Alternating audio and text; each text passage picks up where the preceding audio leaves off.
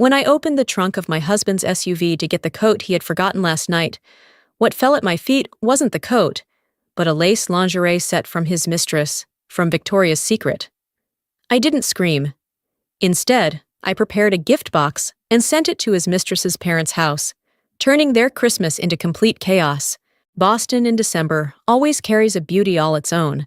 The Back Bay streets dusted with snow, Christmas lights strung across balconies, and the faint scent of fresh pine drifting from the tiny shops along Boylston Street. I, Angela Parker, 35, had grown used to the feeling of stepping into my brownstone every evening and thinking that my 7-year marriage, while not overly romantic, was steady enough to believe in. That evening was no different. Graham sent me a single text. Meeting a client downtown. Parking's a nightmare, so I took an Uber. I replied with our usual heart emoji, then headed to the garage to grab the shearling coat he'd left in the trunk of the Range Rover the night before. I remember the snow falling so lightly, it barely made a sound as it touched the ground. When I opened the trunk, all I wanted was to grab the coat and get back inside. But a pink Victoria's Secret bag dropped straight onto my boots, stopping me in my tracks. I bent down, opened the bag, and saw something I knew at just a glance wasn't meant for me. A red lace lingerie set, size L. A strange heat rushed to my face, even though the garage was filled with nothing but cold air. I flipped over the receipt inside, $177. Paid with our shared credit card. A small number, but it felt like someone had just smashed a glass pane inside my chest. Graham hadn't bought me lingerie since our wedding night, and I, who always wore size S, couldn't find a way to interpret that L in any gentle light. I stood next to the Range Rover for a few more seconds, listening to the wind whistle through the cracks in the garage door, thinking of the snowy days from past years when Graham and I still laughed together in the kitchen, drinking hot cocoa, but that memory now felt like breath on glass, fading the moment it touched, then gone. I didn't scream, I didn't rage, I didn't jump to conclusions. I brought the bag upstairs, placed it on the kitchen counter, and stood staring at it like some foreign object had dropped into my life. Part of me tried to summon a reasonable explanation, maybe a gift for a female colleague, a cousin, someone in the family. But the truth was painfully clear. Graham was not the kind of man to buy thoughtful gifts, and even less the kind to forget them in the trunk like that. I couldn't force myself to sleep with a burning question smoldering in my chest. So instead of going upstairs, I opened my laptop right there in the kitchen, hands trembling slightly, but my mind strangely clear. I knew this moment was the line between the marriage I once believed in, and a truth I had no choice but to confront. The laptop screen lit up, casting a cold blue glow across the granite countertop. I opened the credit card app first, my heart pounding with each transaction that appeared. Astra on Friday night, the night I had a late shift. The Liberty Hotel on a Sunday afternoon. I remembered clearly I'd been at the orthodontic clinic all day. AMC Theater 2 weeks ago, the night I came home, and Graham said he was tired and going to bed early. Each entry aligned like footprints a betrayer had left in the snow.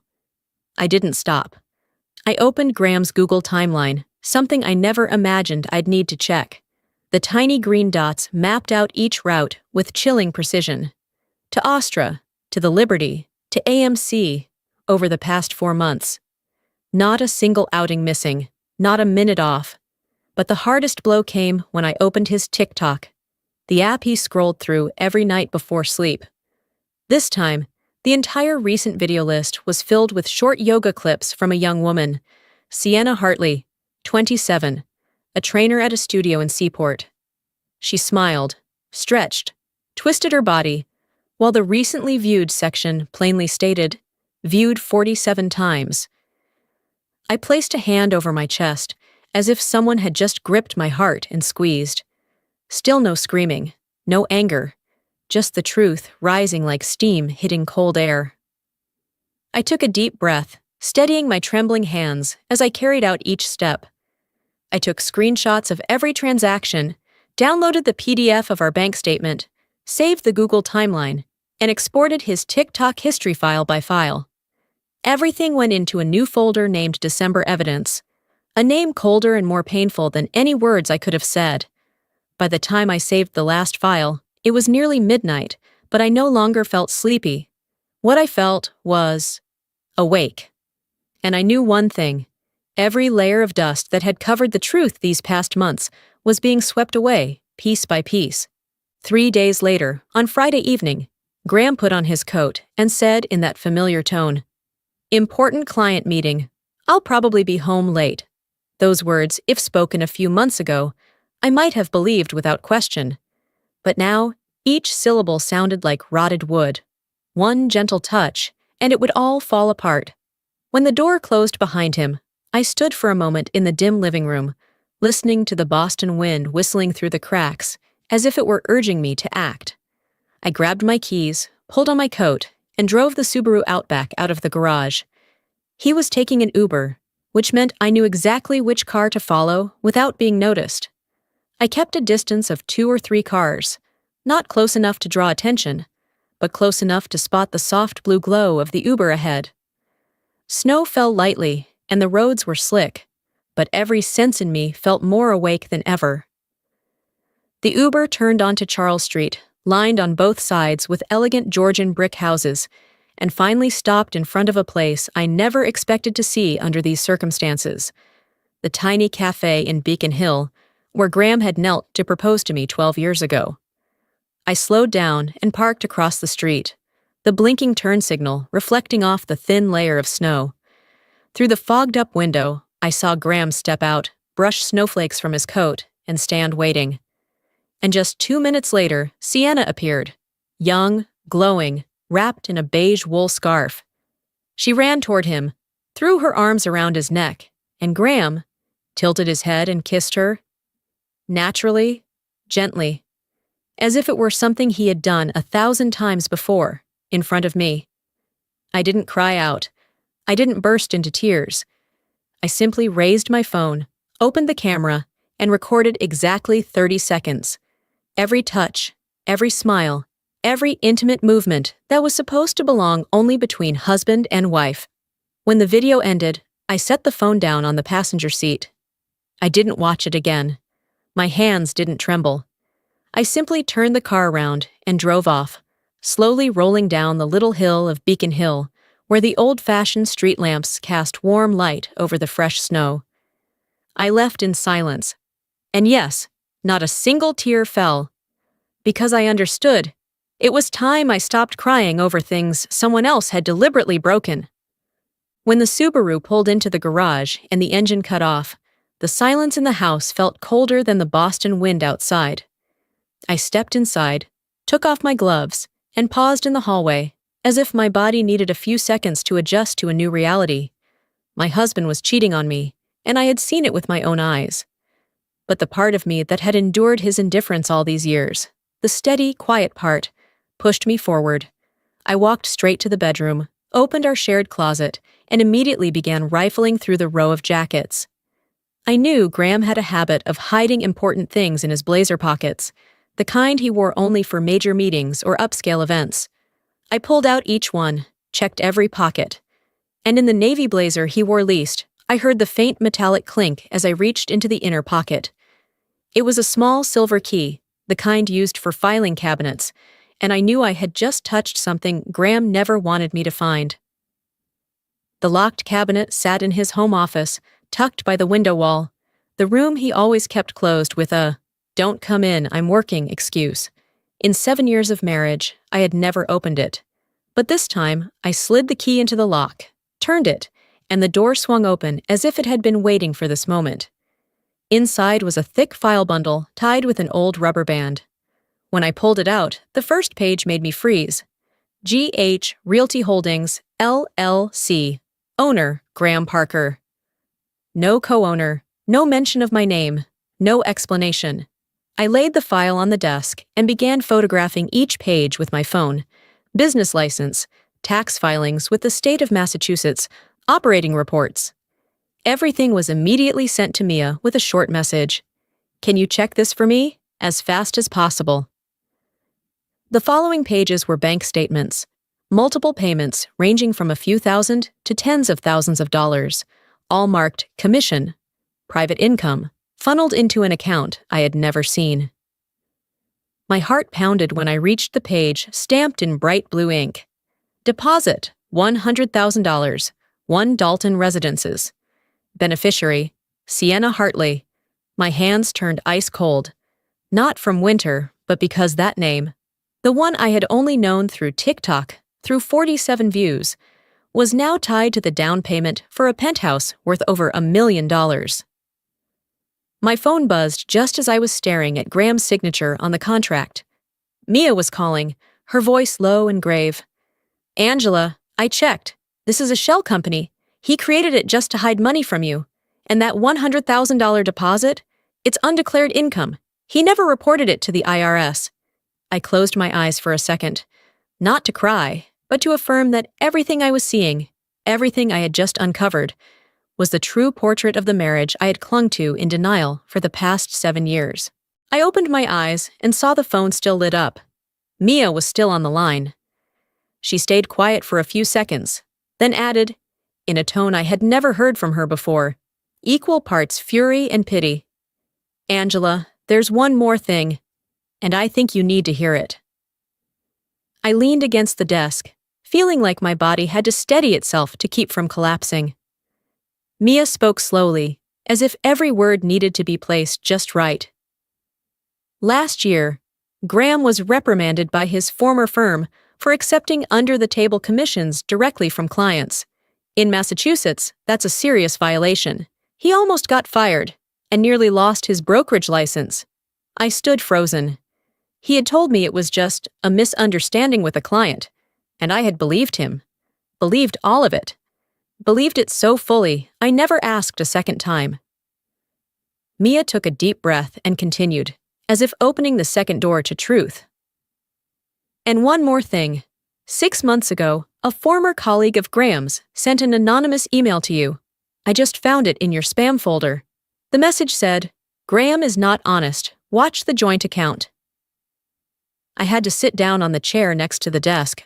My legs felt like they had lost their strength.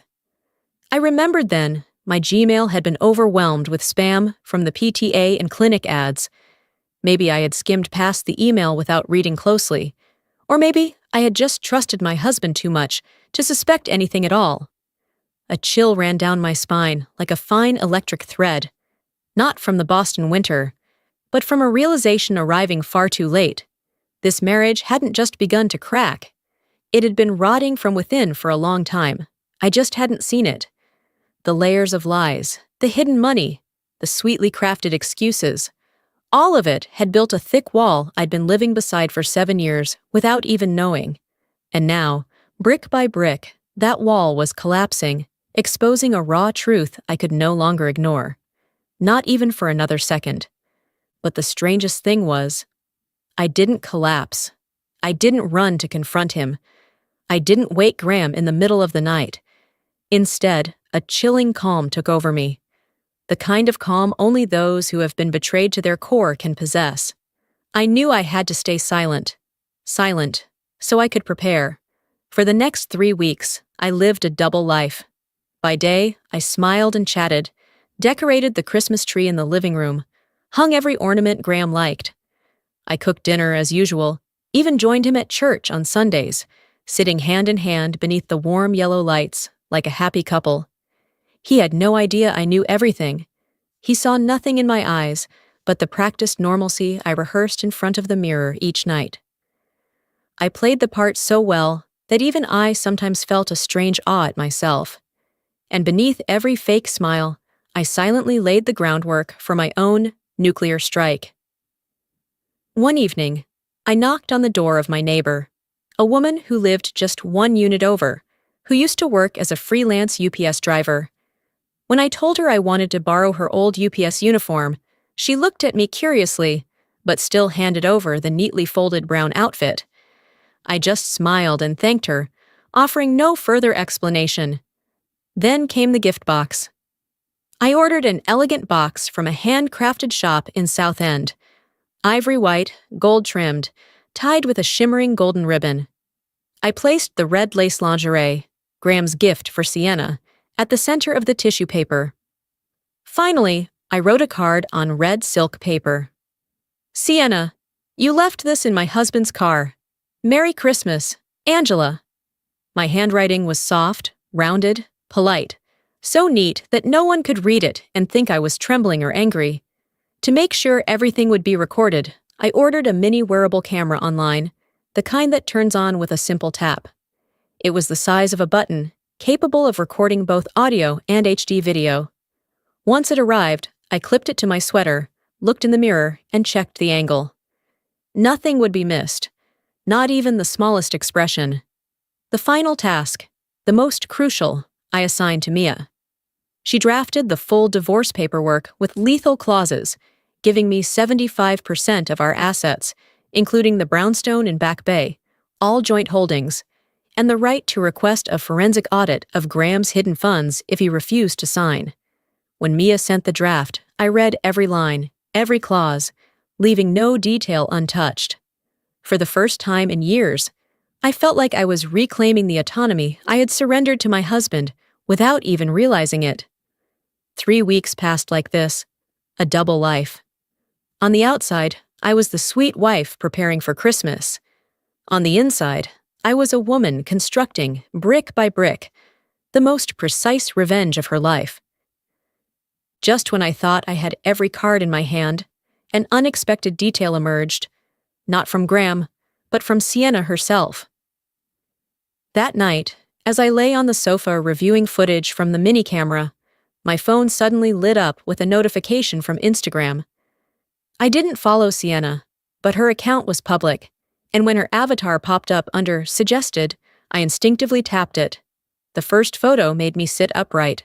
Sienna in a burgundy evening dress, showing off long legs and a bare shoulder glistening under flashlighting. The caption was a single sentence. Skipped yoga tonight to go on a date, followed by a bright red heart. But what made me clutch the phone wasn't the dress or her confident gaze. It was the car seat she was sitting on. I recognized the chrome door handle and the small scratch on the left panel. It was the car Graham always refused to get fixed, saying, "No one notices it anyway." I noticed. I always noticed. And now that scratch sat boldly behind my husband's mistress. I felt the blood in my body pause, not from pain, but from the sharp clarity of truth. Sienna wasn't just a mistress. She flaunted it, publicly, treating Graham's car like some luxury prop for a thirst trap. Then, like a line of dominoes tipping, I remembered an alternate account I'd seen Graham use years ago for messaging. I tried logging in, and oddly enough, the password hadn't changed.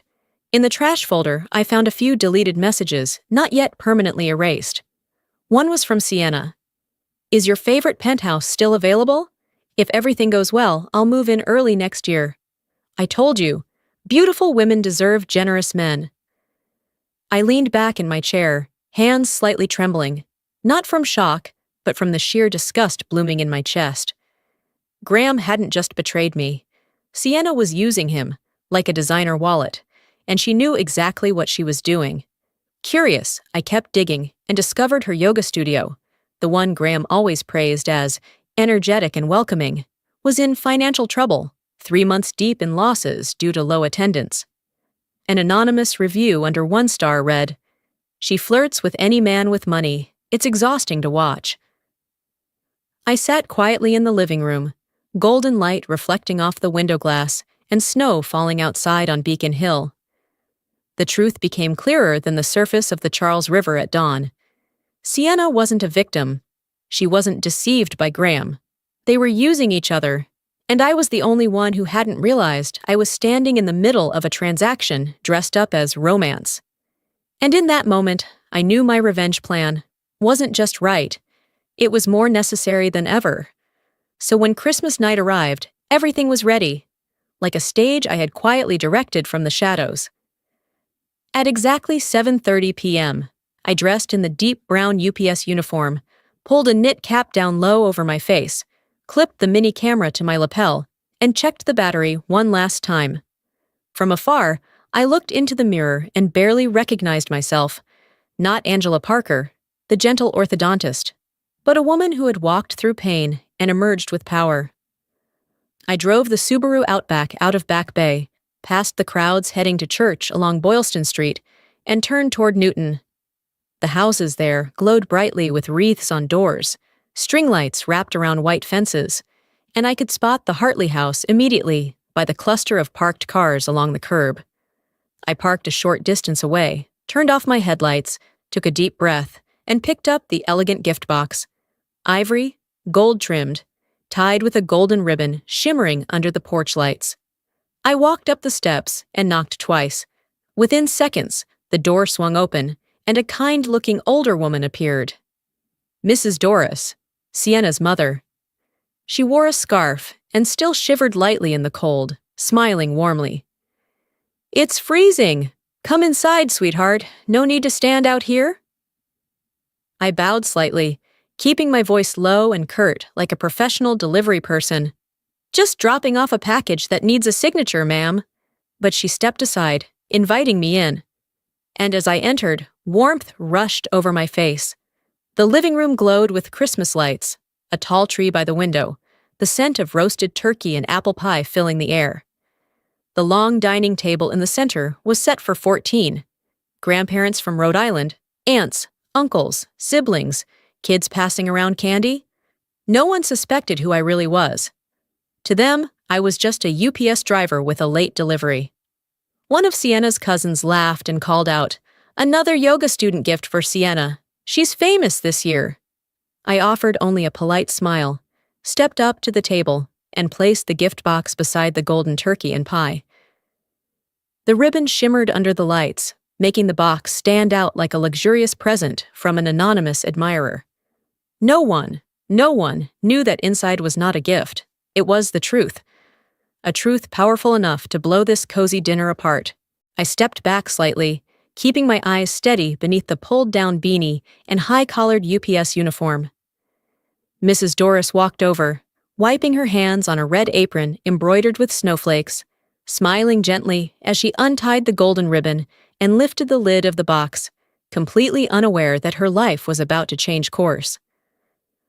The moment the lid flipped open, the red lace lingerie burst into view like a jarring slash of color amid the soft pastels of Christmas. The room's atmosphere froze, as if someone had shut off every heater. Doris tilted her head, confused, while murmurs began to ripple through the dinner table.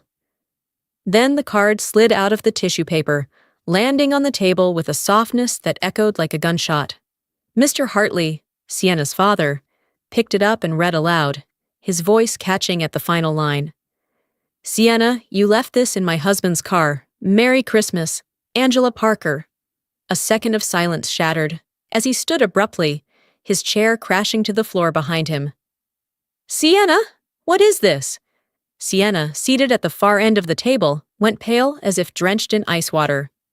Her mouth opened, but not a word came out. One of the nieces, maybe 8 or 9, blurted out loud enough for everyone to hear. "Did Aunt Sienna sleep with Auntie Angela's husband?" A spoon clattered onto a plate. Another child began crying. Doris clutched her chest, mouth trembling, while Sienna only shook her head weakly. I took a light step forward, my voice calm, so calm even I felt the chill in it. "If anyone needs more proof, I have a video of them kissing last night." The room seemed to lose all its air. No one remained seated or still. Mr. Hartley slammed a hand on the table. An aunt clutched a child protectively, and Sienna, like her strength had completely drained, collapsed to the floor, hands over her face. But I wasn't done. I knew the final blow had to be about money, the truth that would strip away any last defense.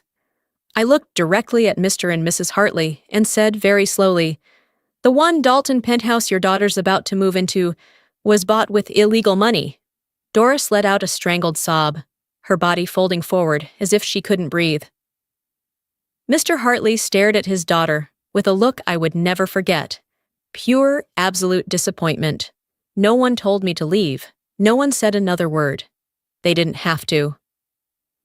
I turned and walked out just as church bells rang faintly in the distance, Calling for Christmas Eve service, the sound rang through the snowfall like a quiet benediction. Not for me, but for the Hartley family. As the door closed behind me, the warmth of that house remained inside. I stepped into the winter night, leaving behind a truth none of them would ever be able to forget. The snow was falling heavier as I opened the car door, a gust of cold wind slapping my face into a strange kind of clarity. My hands were still trembling slightly, not from grief, but from adrenaline still rushing through my veins after the final blow I had just delivered. I shut the door, turned on the heat, and in the soft glow of Newton's streetlights, I pulled out my phone. Not to cry, not to seek comfort, but to finish my revenge, exactly as planned. I opened my anonymous Facebook account, the one I had created last year just to browse a few Boston women's forums. The interface came up, blank, no friends, no profile picture, just a generic name no one would recognize. I tapped New Post, my fingers moving fast, like I had rehearsed this 100 times. The 30-second clip, Graham and Sienna kissing in the same cafe where he once proposed to me, was uploaded first. Then the photo of the red lace lingerie resting on the Hartley dining table, lit starkly by Christmas lights. And finally, the card with the familiar message, "Sienna, you left this in my husband's car." I hit post. That was all. As light and final as shutting the door on a house already rotting from within. 10 minutes later, the notifications exploded. 82 comments. 10 minutes after that, 340. By the time I turned the car out of Newton, the count had passed 2,000 within 30 minutes. I read a few of the top comments and immediately knew the storm had begun. "Oh my God, she's my yoga instructor. Refund me now, never stepping into that studio again. Disgusting, she's been lying for 3 months to get out of classes. Homewrecker." Then came the longer DMs from female clients. "She flirted with my husband during Friday night classes. I saw her in a luxury car with some random guy. Refund or I'm suing." It wasn't just her clients. The church community Sienna was part of had seen it too. A user named Parish Youth Committee commented bluntly, "We're reporting this to Father. This behavior is unacceptable." And 10 minutes later, the official page of St. Catherine's posted a short but piercing announcement. "Sienna Hartley is suspended from the youth committee until further notice." I stared at that post and exhaled slowly. Not with smugness, but with relief. As if, for the first time in years, the weight crushing my chest had finally lifted. I shifted the car into gear, driving out of Newton as the streetlights flickered like tiny stars across the windshield. My revenge wasn't over, but it had begun exactly the way I wanted it to. When I pulled into the garage of our Back Bay brownstone, the dashboard clock clicked to 9:47 p.m. I turned off the engine, sat still for a few seconds, letting the heater's warmth fade from my face before stepping into a house lit only by the blinking Christmas tree. I had just hung up my coat when I heard hurried footsteps outside, then pounding on the door like someone had lost control. "Angela, open the door!" I was already in the living room when Graham burst through. His face was pale, hair disheveled, coat still dusted with snowflakes, and his eyes so frantic I knew he'd seen the video, and all the thousands of comments beneath it. His voice teetered between panic and blame, trembling but still trying to shout, "You humiliated me in front of all of Boston!" The way he said it, he, the one who cheated, blaming me, made me almost laugh. But I didn't move. My expression didn't change. I picked up my phone, opened the 30-second video from Beacon Hill, and held it up in front of him, letting the Christmas lights reflect off the image of his mouth kissing Sienna's. There was no explanation left for him. Graham stared at the screen, lips trembling. It was just a mistake, once. The oldest, weakest excuse in the book. I didn't reply. I simply walked around him to the dining table and picked up the thick black folder. When I dropped it onto the granite surface, the sound was sharp enough to make him flinch. G.H. Realty Holdings, LLC. The hidden accounts. the illegal commissions, the $100,000 deposit for one Dalton. All laid bare. He looked at them like they were the wreckage of his life, but in truth, they were only a mirror of himself.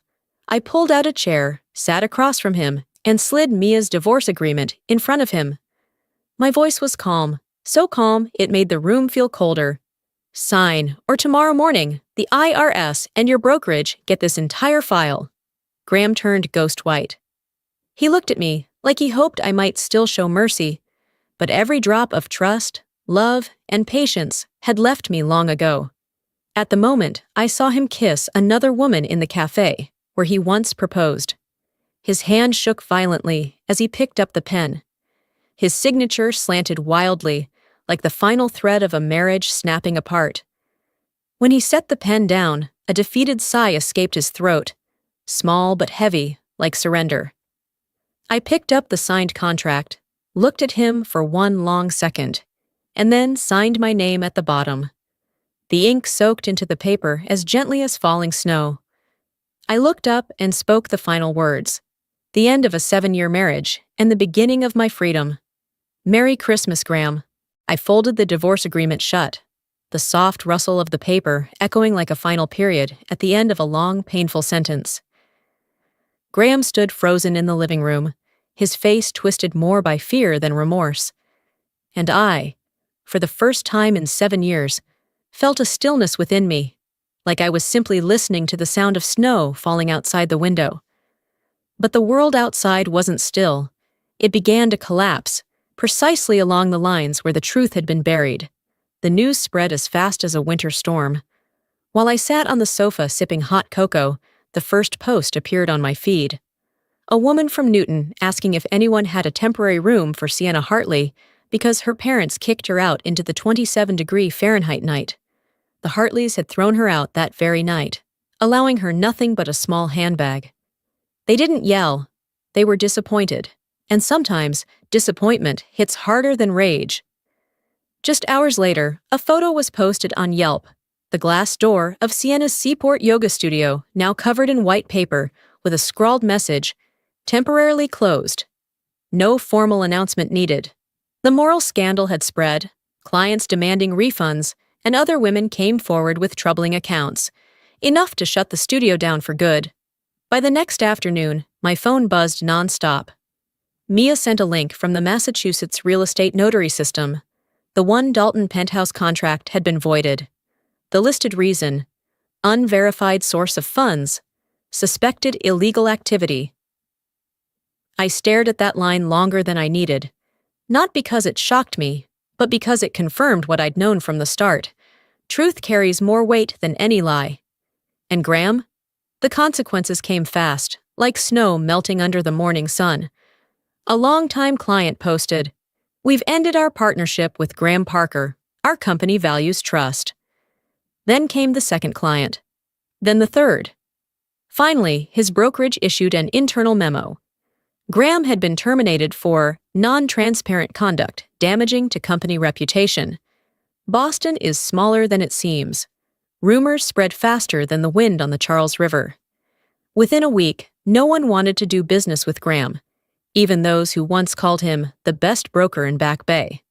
I heard through mutual friends that Graham couldn't hold out in Boston. And so, he packed up what was left, drove out of the city, and returned to his parents' farm in Philadelphia. The place he grew up, the place he never felt proud of, the place he once swore he'd never go back to. But life has a strange way of circling back.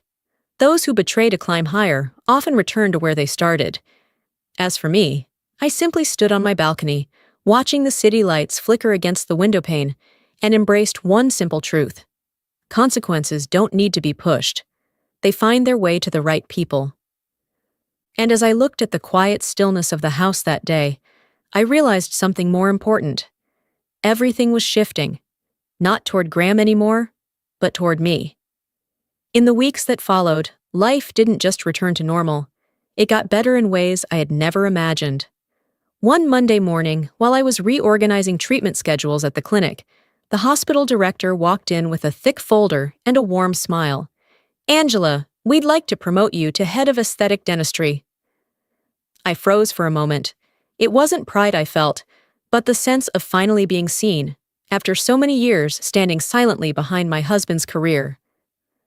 The new contract opened before me like a true beginning, more responsibility, a stronger voice, and a salary that meant I'd never have to worry about my future again. And then, an idea I had long carried quietly began to take form. An idea about helping other women. I signed a lease on a small penthouse in Seaport, facing Boston Harbor, where white sailboats crossed every afternoon. I didn't live in it. I turned it into a counseling and financial planning space for women, a safe place to walk in, set down their pain, and walk out with tools to protect themselves. On opening day, only 4 women showed up, but they brought stories so much like mine. My chest tightened with each word, and I knew I was doing the right thing. A week later, the Boston Globe ran a nearly full-page article with the bold headline, "The Woman Who Turned Pain into Power." A photo of me, standing by the penthouse window, sunlight in my hair, was captioned, "From betrayed wife to guiding light for hundreds of Boston women." The story spread. Women from Back Bay, Beacon Hill, Newton began sharing their stories, tagging my name, calling me a spark, proof that rising is real.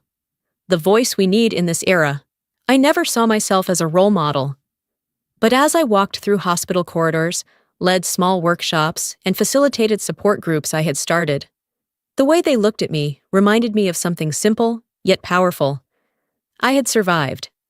And because of that, I could help them survive too. That thought lingered in my mind one summer afternoon as I sat in the penthouse office, sunlight slanting through the tall glass windows, casting golden warmth across the desk. The email chime rang, soft but strange enough to catch my attention. I opened my inbox and saw a name I never thought would appear again. Sienna Hartley. New address, Los Angeles. I sat upright, not angry, not shaking, just curious what someone who had once been confident, to the point of arrogance, might say when everything had burned to ash. I opened the message. The first line made me pause. "I deserve everything that's happened, but I need to say, he lied to both of us. I'm truly sorry, Angela." I read slowly, each word dissolving into the summer breeze that filtered through the room. There was no hatred left, no thrill of victory, just a soft exhale, like setting down something I'd carried far too long. Graham hadn't only betrayed me, he used Sienna as a trophy, a placeholder for his ambition, proof that he was a man who could buy anything. Both of us were deceived by the same man. Both of us thought we were special. I placed my hands on the keyboard, thought for a moment. No lectures, no blame, no revisiting the past. I simply wrote 2 words. Heal yourself? Then I hit send. No punctuation, no signature. I stared at the email, sitting still in the inbox one last second, like watching the final ghost of my old life, then moved the cursor to the corner. Delete. The message disappeared, and I didn't look back. When I stood up, the sun had dipped low behind the Seaport rooftops, leaving honey-colored light spilling across the buildings and sparkling on the water's surface. I stepped out onto the balcony, where the breeze from the Charles River carried the crisp scent of cool water and a hint of salt from the distant sea. June in Boston always has a kind of light that's gentle, never harsh, just enough to make you believe everything, one day, will feel warm again. I pulled the wooden chair close to the railing, sat down, let my bare feet rest on the cool stone floor, and let the breeze thread through my hair. Below me, the marina shimmered silver. Far off, the Longfellow Bridge glowed just before sunset.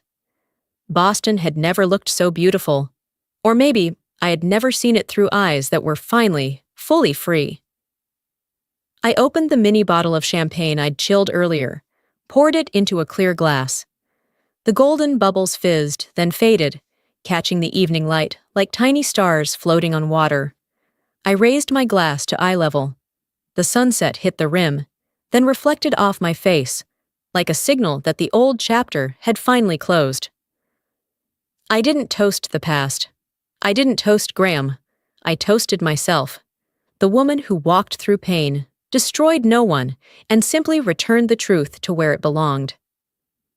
In that moment, I smiled and whispered to the dazzling Boston sky, "Sometimes the sweetest revenge comes wrapped in a Christmas box with a golden bow." And I took a sip of champagne, light, crisp, and freeing. That's where my story ends. But life, it's only just beginning. Thank you for staying with me through every chapter of this story. If Angela's journey touched your heart, if you've known the kind of pain and loss only a grown woman can truly understand, I hope today's story brought you a bit of warmth, a spark of courage, and a gentle reminder that, no matter your age, you are worthy of love, respect, and a life that feels free. If you believe someone you know needs to hear this, a close friend, a sister, or a woman quietly holding on, feel free to like, subscribe, and share this story with her. Thank you for your time, for your listening, and for being here. Wishing you a peaceful evening.